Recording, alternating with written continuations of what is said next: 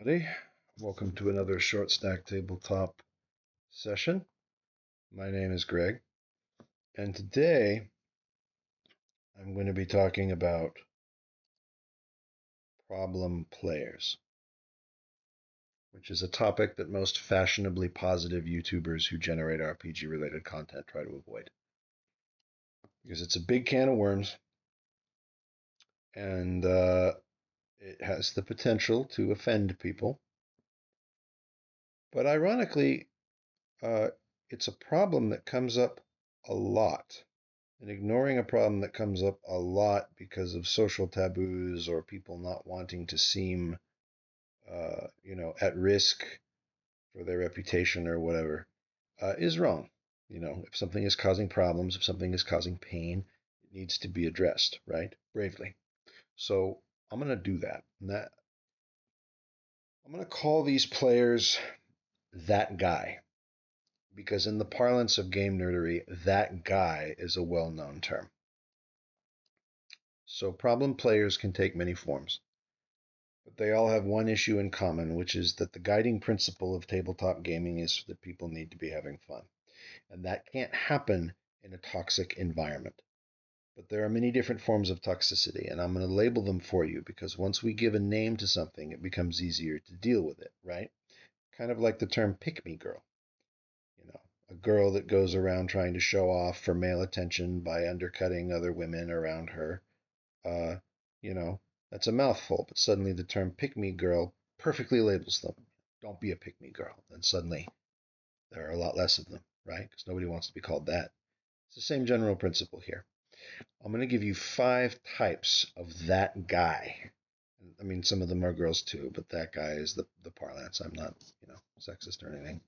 And I'm going to discuss with you what they do, and I'm going to talk to you about how to deal with them because I have encountered them all many times, and in my experience, there are some methods that work better than others. And I would rather that you benefit from this rather than have to deal with the hardship of figuring it out on your own, because that can be real nasty and it can destroy your game. So, the first type of that guy is the tourist. Probably the most common type of that guy. The tourist shows up but doesn't really participate. They're easily bored. They refuse to learn the rules, they don't come prepared, they don't identify with their character or bother with character development. They're generally a wet noodle. And the biggest problem that this person represents is disrespect, right? You are entertaining them. You are investing time and energy into creating a game, and they aren't doing their part. So the relationship is parasitic, especially if they're eating all the food. And the best way to deal with the tourist is for the other players to provoke them in character or ask them to do things. The tourist may not want to engage, but they're counting on the fact that nobody wants to risk a confrontation by calling them out on their lack of participation. So if players call them out in a positive fashion, they can't bitch because if they do, then it's obvious that they don't want to play, and then the only thing they can do is decide not to show up, in which case that's a decision that they made. They weren't kicked out of the group, and now it's on them. And then hopefully you can find another player to replace them who actually does stuff. The tourist is most dangerous when it is someone else's significant other. Because if the tourist leaves, they might pressure a good and involved player into leaving also. And not to be sexist, but in my head, I call this person the girlfriend because in my life, I have run into a lot of guys who bring their girlfriend along to play.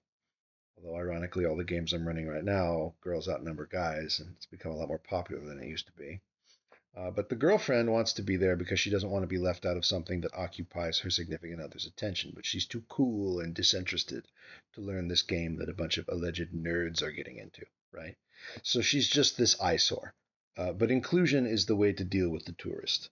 And it needs to be player inclusion rather than dungeon master inclusion. The dungeon master actually can't do a lot about the tourist because if they do, it looks like the tourist is being singled out and then they can whine about it. Whereas player inclusion, they're trying to be friendly and welcoming and accommodating, grabbing this nasty little negative Nancy Badger out of its burrow and forcing them out into the light, squinting where they have to, actually put on their big girl panties and play the game.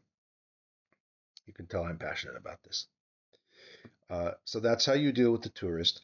The next kind of that guy is the showboat. And this person is very enthusiastic.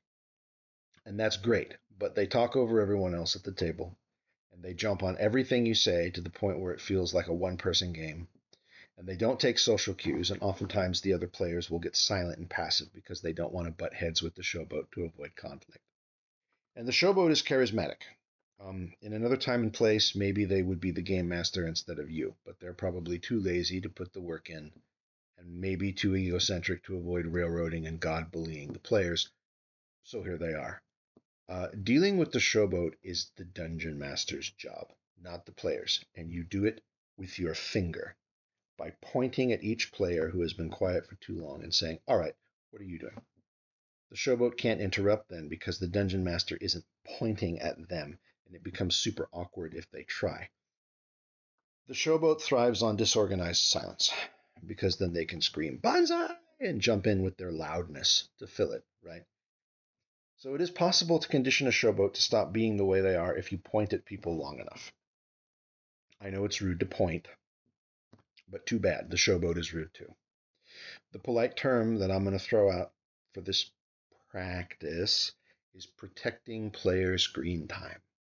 And if the dungeon master is too weak or too timid to point at players and give them their fair slice of time, then they need to look inside and find that within themselves. It's a matter of having good character and protecting other players. If you don't, the game will eventually implode. It's part of the duty that a dungeon master has when they sit down and create a game to protect that game by giving everybody their ability to participate. So that's their job when you run into the showboat. The next type of that guy is the competitor. This player is in competition with the other players, and by gum, he is going to win. In Dungeons and Dragons, that means having the most powerful character, the best magic items, and so on and so forth. He's jealous of players with highly effective characters and constantly scratching for more. And other players who aren't as hardcore as him give him these weird side glances while they're trying to, figure out what to do, and he's trying to trade out his ability to blink or comb his hair to do more damage with his broadsword using some obscure ass rule that was found in a splat book. So the competitor is actually good in a way, but he needs to be helping you. What he really wants is validation. You have to give him a job to do, and you have to nudge him to advise other players on how to twink their characters too, which gives him something to do with his munchkinism, and it improves everybody else's knowledge of the rules. Some players may consider his advice obnoxious or unsolicited, and in that case, just ask him to dial it down for them. But at the end of the day, you deal with the competitor by working him, right? He wants work. You don't want to punish him for his enthusiasm because then he'll become demoralized and feel self-conscious.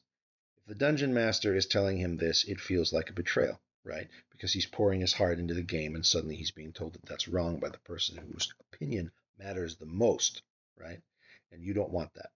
So that's how you deal with the competitor. Yeah, you work him like a dog. The fourth type of that guy is the worst and nastiest. Not necessarily the hardest to deal with, that'll be the last one, but by far the most unpleasant, which is the saboteur. This person hates the game and wants it to fail. Maybe they want to start a new campaign with your players. Maybe they feel obligated to show up and they resent it, but they still want to be part of the group of friends and they don't have anywhere else to go. Maybe they hate the dungeon master for personal reasons, like they're jealous or they're dating their ex or something crazy like that. But the point is, this person is just a toxic enemy. They're not there to play. They don't want to be part of the game.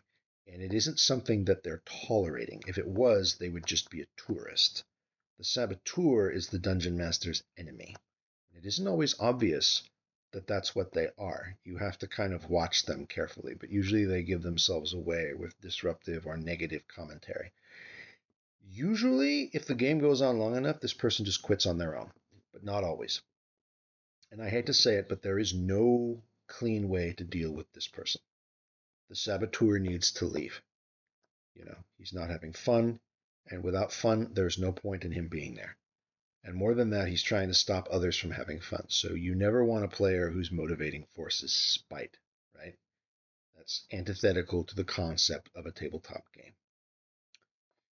And finally, the hardest one to deal with, which is why I saved it for last, probably the most controversial form of that guy, is the weirdo. The weirdo, and I'm sure when I say this, if you've played a couple games, almost everybody has encountered that guy, right? You know who you are. No social skills, can't read cues, no filter. The kind of person who makes awkward sexual innuendos at female players, awkward bragging or rambling, so on and so forth. Probably suffers from an undiagnosed mental disability of some kind, but nobody is willing to say it because they don't want to be rude or they're scared of a crazy fit. The weirdo is the hardest of all the problem players to deal with because while everyone else's bad behavior is something that they're choosing, it isn't always the case that the weirdo ever had that choice. There's a certain expectation that players are supposed to be good to each other, which means having compassion. And kicking this person out or ostracizing them feels like a betrayal of that principle. But the weirdo is still a problem, and there are two ways to deal with it based on the kind of weirdo that they are. The first kind of weirdo is easier to deal with because it's just an immature wacko who's doing all of this crap for attention and doesn't understand that negative attention is not, in fact, better than no attention at all. They just need to suffer natural consequences and not be indulged. If you indulge them, they learn that it's okay and they don't need to change. And the only real natural consequence that you can impose that will sting the weirdo enough for them to learn better behavior is to ask them to leave. So the real issue then becomes how you do that in a way that stops them from gaslighting or vilifying you. Because God forbid the weirdo also has charisma and is good at talking, right? Those are the worst ones.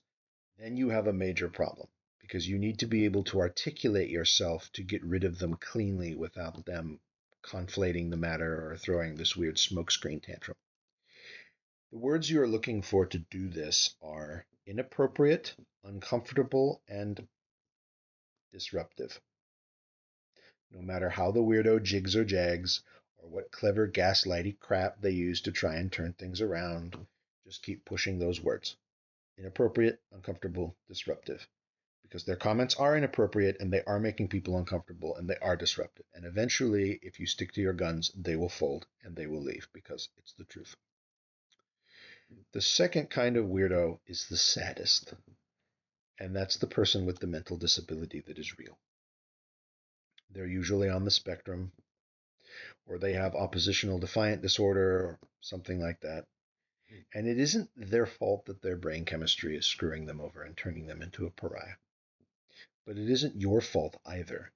And your players shouldn't have to endure the torture of silently putting up with their unpleasantness when they came to have fun. So you need to spell things out for this person without saying there's something wrong with you, right? And the way to do that is to come up with rules for the table that everybody has to adhere to, but you know they won't be able to follow. And write them down. If you hold everyone to these rules and don't single this person out, then you're saying that the rules are in place so that the game runs better, and then they don't follow them, then you don't have to feel like you were singling them out as a matter of persecution, because you're being fair and equal to everyone. And the good part, if there is a silver lining, is that if by some miracle they latch on to these rules and they do manage to follow them, which has happened in games that I've run only twice. Congratulations, you have just taught this person a valuable life skill that will enable them to get by outside of game 2, right? That's really one of the best victories you can have at a tabletop, is running a game that actually teaches somebody something that makes them a better person. And you can feel good about that. It's a victory for everyone's collective humanity. And if they do manage to adhere to all the rules and you wrote them down right and the rules were correctly, structured, then the weirdo isn't hard to deal with anymore, right? They're behaving acceptably. So the problem has gone away on its own. That's it for today. Those are the 5 types of that guy and how to deal with them in a game.